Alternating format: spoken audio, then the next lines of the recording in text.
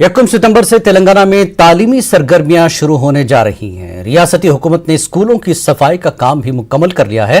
हैदराबाद से ताल्लुक रखने वाले एम बालाकृष्णा तालीमी सरगर्मियों को अभी शुरू न करने का मुतालबा करते हुए हाईकोर्ट में दरख्वास्त दाखिल की है। आज इस मामले पर हाईकोर्ट में सुनवाई हुई। दरख्वास्त गुजार ने बताया कि NIDM की रिपोर्ट के मुताबिक सितंबर में कोरोना की तीसरी लहर शुरू होने की वार्निंग दी गई है। इसके अलावा तदरीसी अमले को अभी वैक्सीनेशन का अमल बाकी है। अदालत ने दरख्वास्त गुजार के बयान को सुनने के बाद 31 अगस्त को समाअत मुकर्रर की है। इम्कान है कि 1 सितंबर से शुरू होने वाले तालीमी सरगर्मियों पर ब्रेक लग सकता है। तेलंगाना में मानसून सरगर्म हो गया है। महकमे मौसमियात ने तेलंगाना भर में आज और कल मूसलाधार बारिश की पेशकयासी की है। खलीज बंगाल में उड़ीसा के साहिल पर हवा का कम दबाव बरकरार है।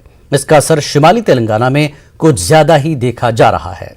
वाज़ेह के पिछले एक हफ्ते से तेलंगाना में वक्फे से मूसलाधार बारिश हो रही है। इसके अलावा जुनूब मगरिबी हवाओं के असर से भी तेलंगाना के कई इलाकों में बारिश हो रही है।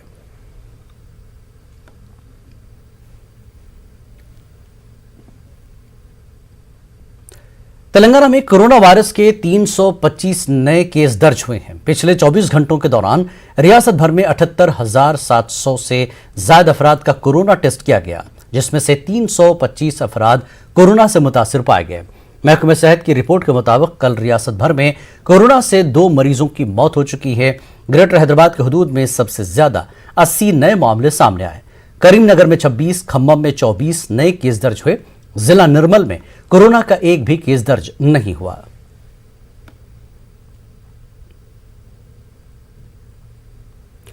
तेलंगाना वक्फ बोर्ड के चेयरमैन मोहम्मद सलीम की क़यादत में वक्फ रेगुलेशन कमेटी की एक मीटिंग हुई। तेलंगाना वक्फ बोर्ड के दफ्तर में मुनक्कदा मीटिंग में तेलंगाना हुकूमत की जानिब से तैयार करदा वक्फ रेगुलेशन ड्राफ्ट को मंजूरी दी गई है।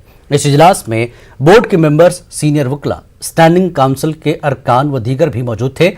वक्फ बोर्ड के अरकान ने बताया कि पिछले 60 साल पुराने एक्ट होने की वजह से वक्फ बोर्ड को मुश्किलात पेश आ रही थी। मौजूदा सूरत हाल को देखते हुए इसमें तब्दीलियां लाई गई हैं ताकि अदालत में वक्फ बोर्ड बेहतर अंदाज में नुमाइंदगी कर सके। इसके मौके पर बोर्ड के अरकान ने वज़ीर आला का शुक्रिया अदा किया।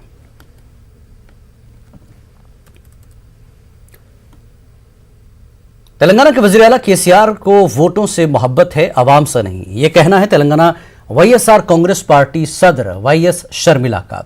उन्होंने कहा कि कोरोना की वजह से हजारों अफराद की मौत हो चुकी है।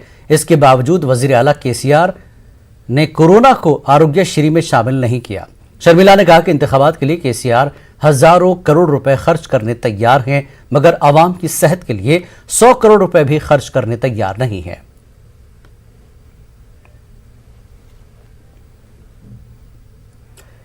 कल यानी 30 अगस्त को सुबह 10:30 बजे हैदराबाद के media plus auditorium gun foundry में कुल हिंद अदबी व तहजीबी प्रोग्राम मुनक्किद होने वाला है। बज़मन जश्न सालगिरह कौमी ज़बान व रोशन सितारे के उन्वान से मुनक्किद होगा।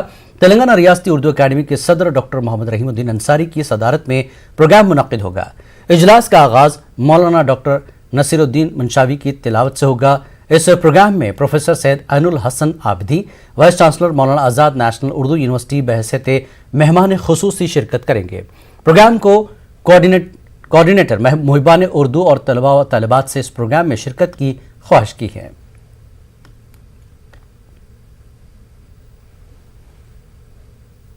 हैदराबाद पुराने शहर के इलाके चंद्रायन गुट्टा में वाक़ मदरसे अनवारुल कुरान में एक तालिबे इल्म की मुश्तबा हालत में मौत हो गई। शुबा किया जा रहा है कि साथी तलबा ने इस बच्चे को मारकर फांसी पर लटका दिया है। मदरसा इंतजामिया के मुताबिक बच्चे ने खुद ही फांसी ले ली है। सरपरस्तों ने मदरसा इंतजामिया के खिलाफ पुलिस में शिकायत दर्ज करवाई। महलूक तालिबे इल्म मोहम्मद अवैस के वालिद ने बताया कि उनका लड़का इस तरह बुज़दिली का मुजाहरा नहीं कर सकता। इसके साथ किसी ने यह हरकत की है। महलूक तालिबे इल्म के वालिद ने इंसाफ का मुतालबा किया।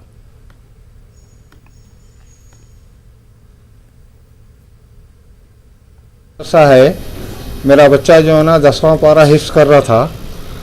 आज सुबह में जो है ना अवैस मोहम्मद अब्दुल अवैस करनी नाम है मेरे बच्चे का, 15 साल का है। आज सुबह में 6:30 बजे फ़ोन करके बोले कि तुम्हारे बच्चे को सीरियस है, जल्दी आप आइए। मैं नहीं था यहाँ पे, बाहर था। फिर मैं घर पे फ़ोन करके हमारे घर वालों को भेजा, बच्चे को, हमारे घर वालों को। वहाँ जाने के बाद में फांसी ले लिए बोल के मालूम हुआ। कैसा लिए बोलते शावर को लटक गया उन्होंने। फिर बड़े मौल साहब को बात करा, मैं जिसके भरोसे पे मैं छोड़ा था उनको बात करा। उन्होंने क्या बोले, दम रोक रोक के बात कर रहे हो। उन्होंने बोले मेरे को 7 बजे 7:30 को मेरा बच्चा फ़ोन करके बोल रहा पापा ऐसा ऐसा हो गया बोल के। बड़ा मंझला बच्चा, 2 बच्चे मारते बोला था वो, उसको तो मैं बता दिया था मौल साहब को। कौन बच्चे थे वो मालूम नहीं मेरे को भी, तालीम पढ़ने वाले। मेरा बच्चा रात को अच्छा खासा सो गया, खाली बिस्तर बता रहे, सुबह कहाँ मरे तो नहीं बता रहे। पहले तो बोले सो गए जगह ठंडा हो गया बोले, फिर बाद में बोले वो क्या वो शावर को लटक गया बोले, शावर को लटके तो बच्चा मरा था मेरा 15 साल का बच्चा। 15 साल का है मेरा बच्चा। अब क्या करना, मेरे बच्चों को धक्का नहीं लगा था, किसके नजदीक नहीं जाते थे मेरे बच्चे, किसके नाम में नहीं, लड़ाई में नहीं, पंचायत में नहीं, मेरे बच्चे को ऐसा कर दिए। पीएम ने मन की बात के एपिसोड की शुरुआत टोक्यो ओलंपिक्स में मर्द ख्वातीन की हॉकी टीम की शानदार कामयाबी से की। मेजर ध्यानचंद को याद किया और कहा 41 साल बाद हिंदुस्तान ने हॉकी की दुनिया में शानदार कारनामा अंजाम दिया। उन्होंने कहा कि आज के नौजवान स्टार्टअप की शुरुआत करने की जानिब मुतवज्जे हो रहे हैं, साथ ही खिलौनों को बनाने की जानिब भी हिंदुस्तानी नौजवान मुतवज्जे हो रहे हैं। वहीं वजीर आजम ने कहा कि कोरोना के दौर में भी स्वच्छता यानी साफ सफाई का खास ख्याल रखना है। स्वच्छ भारत अभियान को भूलना नहीं है। पीएम ने एमपी के इंदौर की साफ सफाई का जिक्र किया। कोरोना को लेकर एक बार फिर पीएम ने कहा, दवाई भी कड़ाई भी।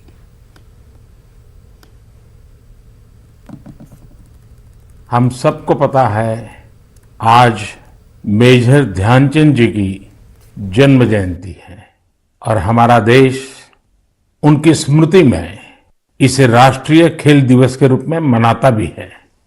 मैं सोच रहा था कि शायद इस समय मेजर ध्यानचंद जी की आत्मा जहां भी होगी बहुत ही प्रसन्नता का अनुभव करती होगी, क्योंकि दुनिया में भारत की हॉकी का डंका बजाने का काम ध्यानचंद जी की हॉकी ने किया था।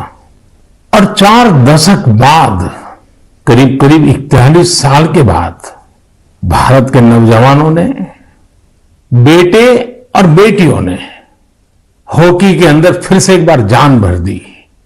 और कितने ही पदक क्यों न मिल जाए, लेकिन जब तक हॉकी में पदक नहीं मिलता, भारत का कोई भी नागरिक विजय का आनंद नहीं ले सकता है।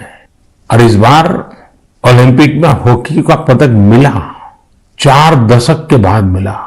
आप कल्पना कर सकते हैं मेजर ध्यानचंद जी के दिल पर, उनकी आत्मा पर, वो जहां होंगे वहां कितनी प्रसन्नता होती होगी। और ध्यानचंद जी का पूरा जीवन खेल को समर्पित था। और इसलिए आज जब हमें देश के नौजवानों में, हमारे बेटे बेटियों में खेल के प्रति जो आकर्षण नजर आ रहा है, माता पिता को भी बच्चे अगर खेल में आगे जा रहे हैं तो खुशी हो रही है। ये जो ललक दिख रही है ना, मैं समझता हूं यही मेजर ध्यानचंद जी को बहुत बड़ी श्रद्धांजलि है।